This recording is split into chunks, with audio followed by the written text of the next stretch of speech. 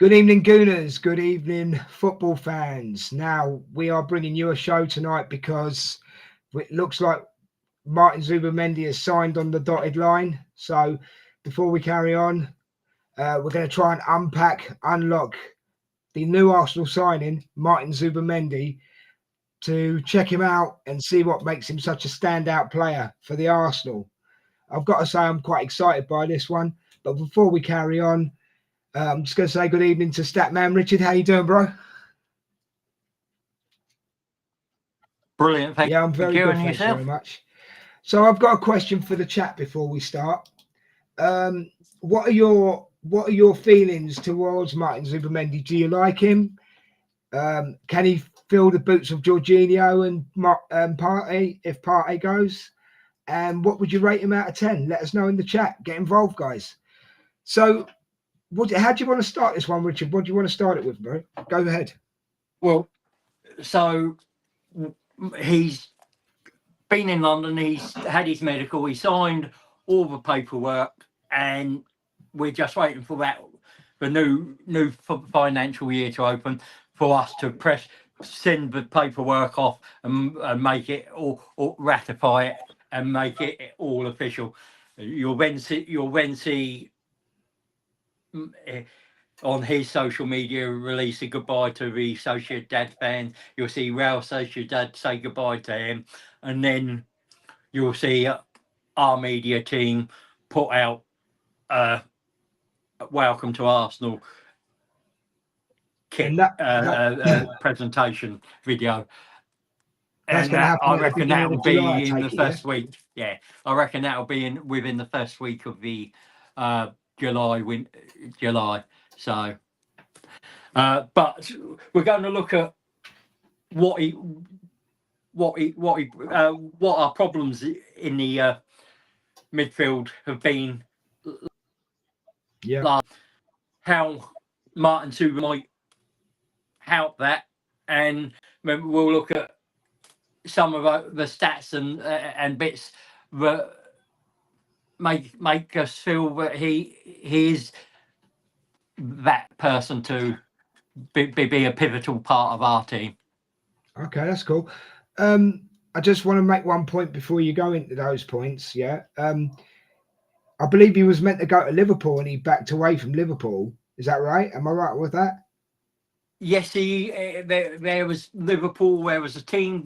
Was it Barca or Bayern before that? But he was due to join and didn't. So it's happened a couple times.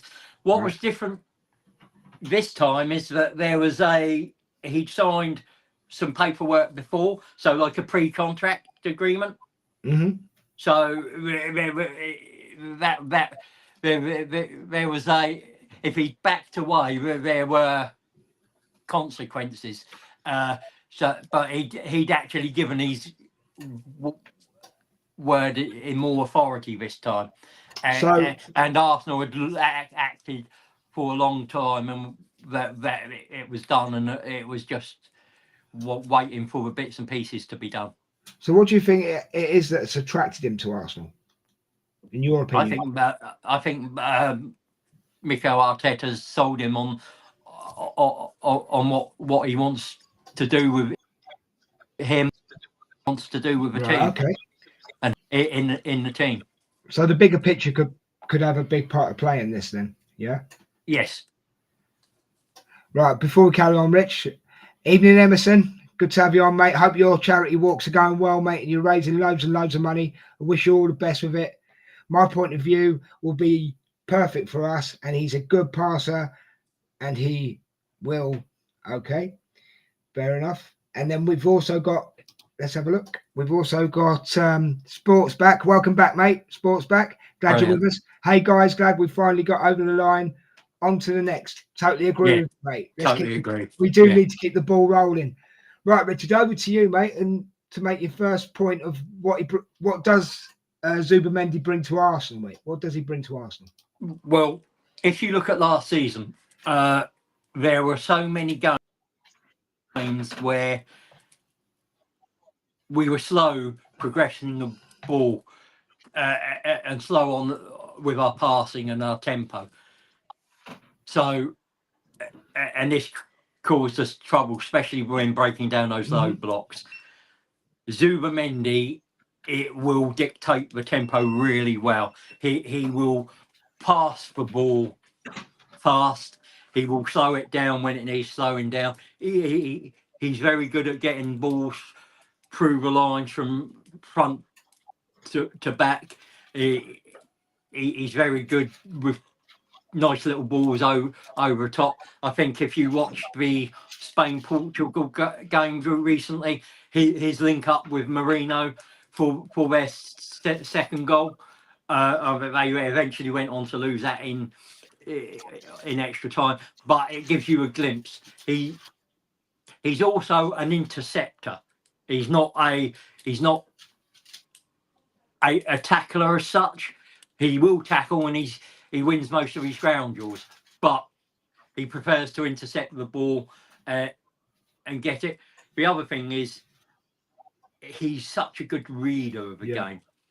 He knows where everyone is. He knows what's around him on the pitch, so he's really press resistant. So he's able to avoid the press, pass the ball quickly, move it on, get it up and enable us to get up the field quicker. And that really we bring in as a striker. Is he a playmaker, Rich?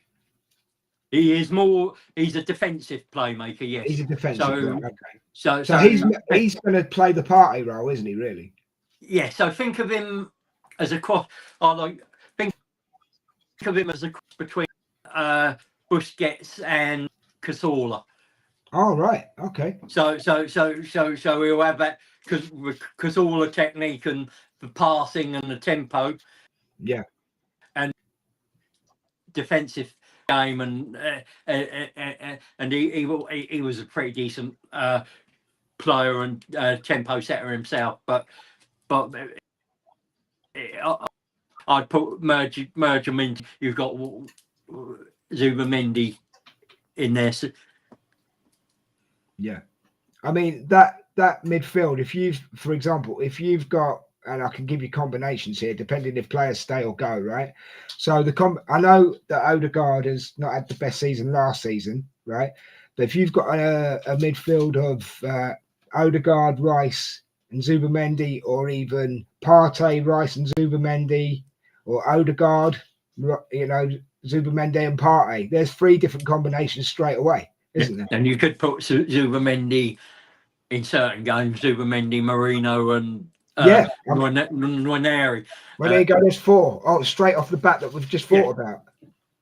So and those would work. Yeah, that's what I was going to say. You can switch it up or switch it down for whoever you're playing, can't you? Yeah. But again, gives Arsenal versatility. Would you not? Yeah. Do you agree? I think the best would be Zubimend, Rice, and Odegaard, because the one thing that you will probably know is noticeable, he isn't the paciest. So if you get a ball past him quickly, then he struggles to keep up. But that doesn't happen very often because of his reading of the game. But if you do lose the ball sort of in the midfield area and that transition is quite quick, that's one area that Rice and an Odegaard running back will help him. You come a bit like Jorginho with Rice in certain games. You might play him as slightly more advanced than Rice because he can do that, and that with Rice's legs, it can cover those runners. But I'm sure Arteta's thought of all these things anyway. So if I'm right in thinking, before I say my next thing, good evening, Ange. Thanks for joining us. And do as Ange says, guys, hit the like button, please. Give us a share, give us a subscribe. That would be absolutely brilliant. You'd be helping out the channel. Much appreciated. Cheers, Ange. So the thing is, mate, you touched on Zubimendi's lack of speed, yeah? But if he's got lack of speed, but he's got good ball skill, that makes up for it, does it not? Yeah, it's more the lack of speed more comes in when you're having to run back. If you lose a ball and they bypass him, Is he so is he hard to get the ball off? oh yeah, he is very clever with the ball. I mean, you will see him sometimes with facing goal and the ball will go back, but he's just as likely to pass that ball around the corner. I mean, yes, it's a Spanish league and the English league is a bit faster, but this guy is always scanning the pitch. He's always he's already knows the picture in his head, so he's able to know what to do, and he doesn't lose the ball very often. Fair play. We've paid a decent price for him as well, haven't we? But I don't think we've really paid over the top of a player of his quality, have we? No, we've gone a little bit extra on his release clause, which I think we went 64 million euros on his release clause. Is that with add-ons as well, though? No, that's just his release clause. Just his release but clause, done, what we've said to Real Sociedad is we don't want to pay the release clause and pay all that money up front. What we want to do is pay maybe 21 a season, and over the length or whatever it is over the length of his contract, and then pay them less money each season over the length of a contract, which gives us a bit more wiggle room in the transfer market for other things. Okay, so I think he likes the players that will be in front of him as well, as in, i.e., Saka and Martinelli. Yeah. We don't know what the striking situation is going to be at the moment, right? But I've got a feeling that whoever comes in is going to be between them and Havertz, isn't it? Yeah, I mean, it'll be. I'd expect Havertz to start the season. Okay. Because the one thing Arteta is he's a meritocracy manager. And on merit, Havertz is the senior player. He's performed well when he's been in the team, and therefore he'll start the season. That allows the new striker to bed in. It will allow him, and it will be down to him to displace Havertz. Yeah, I mean, I'm glad we've got Zubimend in before pre-season. Yes, it was needed. That gives him time to work with the team. Yeah, I think we need. I know this is primarily about Zubimend, but I was just going to say this: the striker needs to come in before pre-season. Yeah, and if things turn out the way it looks at the moment, we might need another midfielder in as well because of the party situation. We've got an interesting question. We've got an interesting question here from a statement or a question from Red Skull saying thoughts on Spurs strengthening. You got anything you want to say about that, Rich? Well, yeah, I mean, they have to strengthen, they have to improve on last season. But I don't think they will improve over that many points from where they. If they strengthen and Thomas Frank works, I expect them to be anywhere between 5th and 8th, depending on the players they get in. But that's where I'd expect them to be. For me, Tottenham are strengthening maybe, but we're strengthening as well. That's how I would answer that question. I think we've even strengthened with Zubimend because actually Zubimend, it's exciting me a little bit. Don't get me wrong. I know we still need a striker. We still need this. We still need that. But at least we're bringing in quality. 2 seconds, Rich. I've got one from Angie, number 9, sometime this year. I'm hoping number 9 in And July the 7th. I'm hoping number 9 gets here before July the 10th. Red Skull also says all players should be in before pre-season. Yes and no, Red Skull. I know what you mean. Yeah, but I know this is meant to be about Zubimend, but we have to bring this up, Rich, right? Let's just say Rodrigo as an example for you, Red Skull, right? There's a good chance that if we get him in, that's not going to come in till late in the transfer window.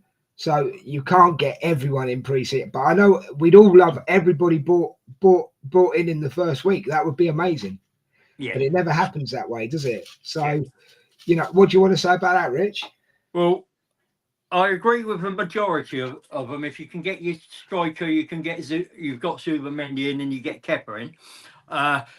But with the likes of Rodrigo, he's going to be if it's Rodrigo we get, he's going to be in the Club World Cup to possibly to the end, which is July the 16th. Then he's going to need a 3-week break. Medical. Then he's going to have a medical, and then he's going to have all his pre-season, the stuff that the other players have done pre-season, the strengthening, the conditioning. Then he's going to need a few warm-up games. So you're not going to see him till until sort of September time. If he's a player we get. Do you not think he could hit the ground running, Rich? He has to have a minimum of 3 weeks off. Right. So July the 16th, you're looking mid August. Yeah, well, then you get all the formalities done. Yeah, about mid August. Yeah, you're right. Yeah, so which puts him up to late August. So I'm looking realistically maybe that first to middle week of September for him to be starting matches and getting game time. I think Angie's stirring the pot here a bit. Seriously, Spurs strengthening. I like Frank, but hey, good payoff. I think personally, I think Frank's made the wrong move. To be honest with you, I agree that he possibly couldn't have taken Brentford any further, but I think he's better than Tottenham. But yeah, my questions on Thomas Frank would be: he's a brilliant manager, but does he have the tactical acumen to take Spurs to the next level, to win them trophies and Premier Leagues and stuff? That's where the question for me, because he's not won anything in his career. That would be where you have to question him. Sports back. I want to know what you think. What me and Richard are saying. Because you're quite not outspoken in a bad way, but you've got quite good opinions. So would you let us know? Will you let us know what you think of what we're saying? We'd appreciate it. But I've got this one here. I think Arsenal signed Benjamin Sesko. They are just hold out on RB Leipzig. I think it's more than just that. I think they're looking at which of the two deals Sesko Gyökeres is going to be better financially for them, because Sesko is going to command a lower wage, but if his transfer fee is higher than what you can get the Gyökeres package overall for, I think they'll go for Gyökeres. I think that's why Berta's moving both at the same time. He prefers maybe Sesko over Gyökeres, but he's not going to totally discount Gyökeres if financially it's better for us. I mean, Red Skull makes a good point here as well. Just to wait for a new financial season started. That's just the way Arsenal do it, though, mate. You know, it's it keeps you within the fair play rules and everything like that. I know as fans, it's really, really frustrating, but it's our club, mate, and we just got to be Just a little bit of patience. And it's not just our club. You've got to remember with Zubamendi, our Real Sociedad want it on the news because it helps with their PSR and situation. And there will be a lot of clubs out there like that. You take Aston Villa, didn't get come July. If they haven't sold players, they will be looking to, and they will deal at a lower figure than they would now, because they need that money to enable them to make purchases and decisions. Yeah, of course. Based off that. Yeah. But I agree. Yeah, it may be frustrating, but the other side of that coin is, why pay a player another six to 800,000 for sitting on the beach relaxing or working in the gym when he's not actually out on the pitch training, and he's not actually able to play for the club until July the 23rd. Makes sense. I mean, it's a bit of money saving, and again, it's sensible. It's frustrating for us as fans, but as long as we get them by round about June, up to July the 16th, because that's a week before we go to pre-season. As long as the Zubamendi, the striker and Kepa are done by that, everything else we can. It's a bonus. It's a bonus, isn't it? Yeah. Anything else other than on top of that is a bonus, and you can possibly wait because certain other positions aren't as necessary. What I would say is that if Partey leaves, then another midfielder needs. If Partey leaves, we need another midfielder, and that's why I possibly would have kept hold of Jorginho, but how it's turned out, it's turned out. So, and I'm assuming that you agree with my frank comment when I said that it's not a good move for him to go to Tottenham. So thank you for that. Red Skull, thanks for all your comments tonight, mate. You've kept the chat going. Really, really appreciate it. Thanks for being with us. Everybody who's in the chat, we love you all. Come and join us in the chat, guys, because we love it. This is what me and Richard feed off of. So you can say anything you like. We're not going to disagree with you. We'll just have a talk about it and have a debate. There's nothing wrong with that. Right, here we go. Frank will probably be sacked in 2 seasons, just like the rest of the managers. Again, mate, you could be right. Only time will tell. Only time will tell. The thing here is, I hope not, because eventually they're going to get a good, really decent manager that takes them somewhere. Yeah, that's something we never want. You know what I mean? Yeah. As Arsenal fans, that's something we never want. Yeah, I didn't want them relegated last season because I love that North London derby, and I love being able to take the piss out of my sister-in-law. Fair enough. On that, who's a Spuds fan. So, but it's whatever rocks your boat. Whatever rocks your boat, mate. I always revel when they do. Whatever rocks your boat. Resurrect Spurs, who can? That's a good question, Ash. I don't know if I can answer it. Anyway, let's go back to Zubimend because we're nearly coming to the end of this show. It's only a short one tonight, guys, because it's it's the summertime and there's not loads to talk about at the moment. I know at the end of the day, everybody wants players in now. We know it doesn't work out that way. We know that you've got to sort this out, that out, and everything else out, right? And I agree. I would love to have players in as soon as possible because at least you know then where you stand, you know what you've got, you know what you're working with. But at least we can say this. I mean, virtually Kepa's our number 2. That's right, Rich?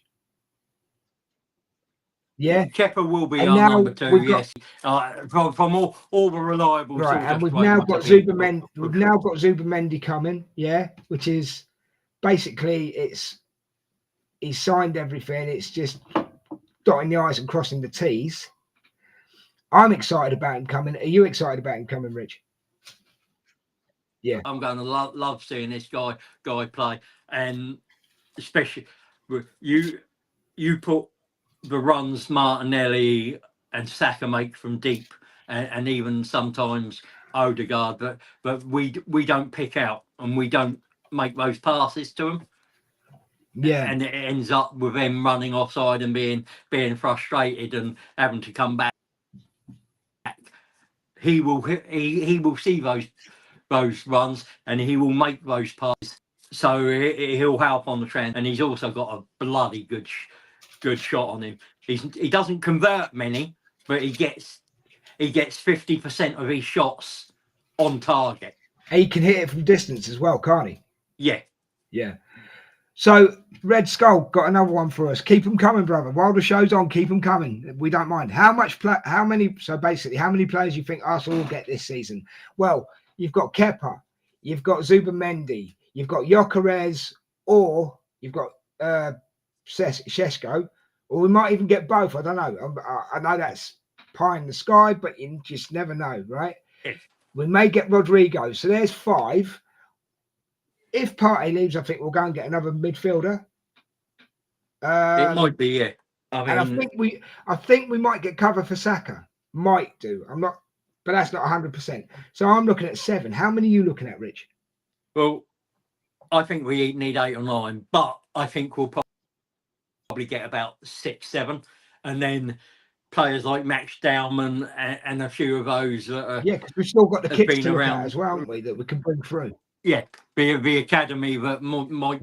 I mean, Nwaneri and Skelly will be promoted to the first team this season. So you're going to have those, and you might not get another midfielder in if Partey goes. Arteta might look at using Skelly and putting Hato. Oh yeah, we're looking at Hato, aren't we? So we might get Hato in as well. Yeah. And that might be a rotation. Which then means that Lewis Skelly would go in the midfield, isn't it? Yeah, he wouldn't do it all the time, but he would use that as an alternative. We know Timber can do it as well. We know Calafiori and Ben White. So there are options there, but you could even see us offer Partey more. What I think we're probably doing at the moment is assessing all our financial options to see if it's better to offer Partey 20,000-30,000 more for another over 2 years than going out and spending 15-20 million plus player wages on the player to come in. So I think that's the consideration. Well, my stance is sorry, Red Skull. You're saying we'll get 9 in. That's brilliant, and I've got a couple of. I hope we do. I think that's what we really need. I've got a couple of comments from Emerson in a second, but I just want to make this point because you brought Partey up, and we are running out of time, but we'll run over by a bit, Richard. That's all. No worries. I'm not Partey's biggest fan, right? I've always said that I'm not, whatever. But after the season he had last season, where there was no injuries, my opinion on Partey has changed. So if we, like you said, if we pay him £30,000 extra a week and he stays, that lad has actually saved us 60 million quid in the long run. Do you know what I mean? So I totally agree with that. I actually totally agree with that. So to me, that's a no-brainer. Sign the lad back on if we need him. Do you know what I mean? Yeah, but I think that's what I think his injury record with us and the fact that he's getting older, give him a 1-year contract, and he's going to be more like a George. He's going to be our Jorginho this year. Is why we've not upped his weight offer on the wages, but they have to consider what's financially and for the team's stability better in the long run, and only Berta and Arteta will know that. Just a few quick more things. He's got an 84% pass completion rate. He over 1,300 successful passes. 1,540 passes. And his cross completion rate isn't that great, but he's not really a winger, so you're not expecting him to put crosses in. And to be honest, with Real Sociedad, they're not the tallest and best in the air. So with a decent, we got some decent sized players. So I'd expect that to increase. And his dribbling's he's got a 65% success dribble rate. So right, I've got another message here from Emerson. It says about Zubimendi's squad number. Squad number is 36, just like with Rice. Why he chose it, and Dalman is 99, and Stepford as to change his squad, but may go on loan as Roas will be the third choice goalkeeper. Emerson's saying. Yeah, Rojas is a decent keeper in the academy, so that might, and we do that. We interchange yearly on the thing. For 36 for Zubimend is quite easy to explain. From what I've heard and what I've read is that when he came up through the Real Sociedad ranks, 36 was his original number there before he took the number he got. So he's got a link to that number and an affiliation with it. So it's not a surprise. And because the number he probably wanted isn't available with us, that makes perfect sense. And the other bit was the. What, do you want me to bring it up again? Sorry, mate, I will. Yeah. And and Setford. He's saying that Stepford is 99. That's fine. Yeah, he's saying that Stepford will go out on loan and Rojas will be the third choice keeper. Yeah. That's what he's saying.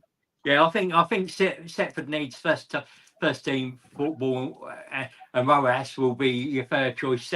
He'll be backup keeper in the cup games.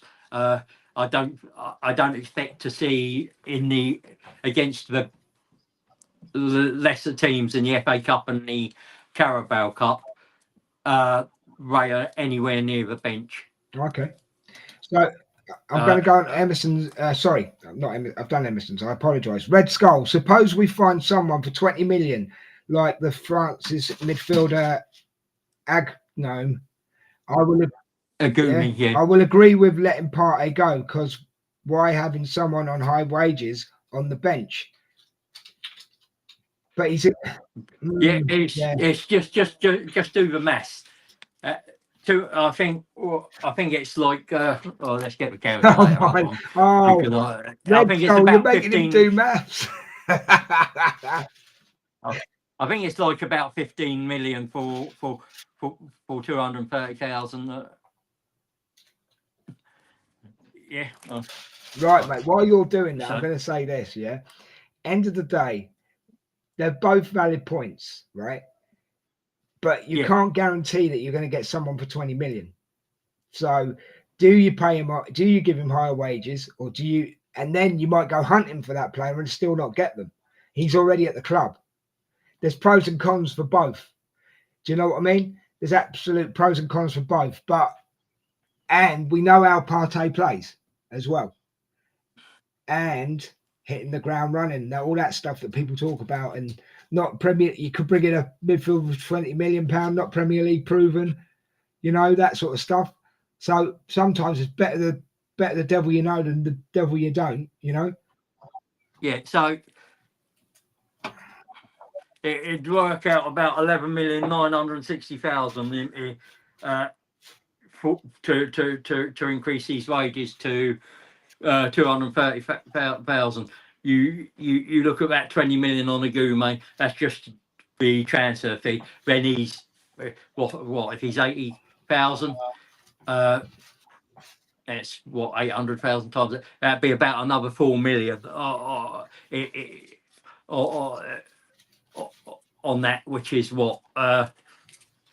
So it'd be 22 million, just over 22 million for Partey to stay over 2 years.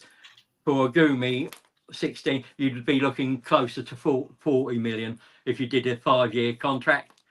So that's what Arsenal have to think. I'd love to keep Partey, but Berta is a financial.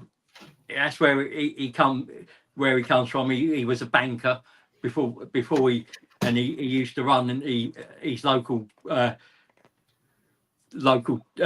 leagues, non-league stuff, and that's how he got into football. And he loves football, but he does have the financial expertise, and he will work out what's best for us, which is what I like. He's also typed something else here. When we upgrade Zubimend, so he's kind of we have to have a progression. No, I agree with progression. I absolutely do agree with progression. Right, we've kind of gone a bit off track. This is meant to be a Zubimendi show, but we've had to answer the questions in the comments. So, but it is primarily a Zubimendi show, and we were trying to make people aware of what this guy brings and how good, hopefully, how good he's going to be for Arsenal. Yeah.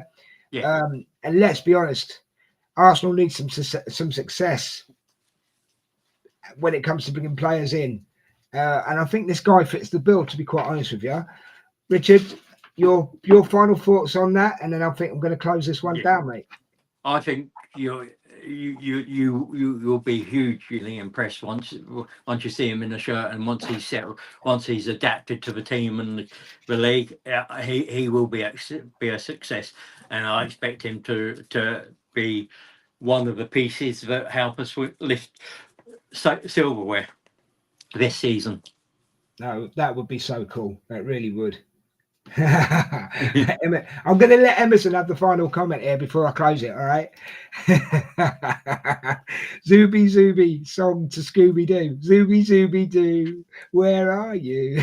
Yeah, we'll still let off the Liverpool fans because it's a decent tune for him, isn't it? Yeah, it is, mate. It is. Okay, guys, I'm going to close this one down. I just want to say that before we go, Martin Zubimendi, thank you for signing the contract. Thank you for joining Arsenal. I hope next season goes really, really well for you. I'll be watching you. Richard will be watching you because we do the watch-alongs, so we'll definitely be watching you. We wish your career at Arsenal all the best. Thank you for joining us. But also, I just want to say a great, big, massive thank you to all the viewers we've got tonight on whatever platform you're watching us on. There's 185 watching at the moment, maybe more. Big thank you. Big thank you to the chat, everybody in the chat, Red Skull, Emerson, Ange, Back Sports. You know who you are. You've been in the chat. Thanks very much. You've kept the chat going tonight. Much appreciated. In future shows, guys, if you could join the chat as well and just give us your questions or do what the guys have done here, made statements. It's absolutely fine. That's what it's all about. There may be a little bit of disagreeing every now and again, but that's what makes the shows flow. So all I can say is, Richard, thanks a lot for your time, mate. And it's been a great show. So thanks for being there. Appreciate it. Do you want to say anything about anything that's coming up or anything like that? Yeah, I've got, I mean, over on my channel, I've got a ref one, but it will be on this channel as well, because I will send it over to be uploaded to this one. And it's going to be how to improve the officiating in the Premier League. And we've got match previews. We've got shots fired coming up in the new season on the channel, which... We've got watch-alongs. We'll have watch-alongs. We've got a for the men's show. game, watch-alongs for the women's game whenever we can. You know, so the channel is growing. Match previews and match reactions to women's and men's, and I will try and update on the academy. Emerson here knows a little bit about the academy. I'm in regular contact with George Bird, who's the primary Arsenal academy expert, and we'll have lots of content, lots of people out there helping and creators on the show, won't we? As again, big thank you to everybody watching, everybody in the chat. You've made it a great show. You've helped the show flow. It's mint, absolutely brilliant. I love it. Also, big thank you to you, Richard, as always, mate. Lads and lasses, get your voices ready because we're going to be singing this in the new season. Zuby Doo, where are you? Okay, enjoy the rest of your weekend, everybody. Thanks for being here. Have a great weekend, and we'll see you sometime down the road. Come on, you Gooners. Come on, you Gooners.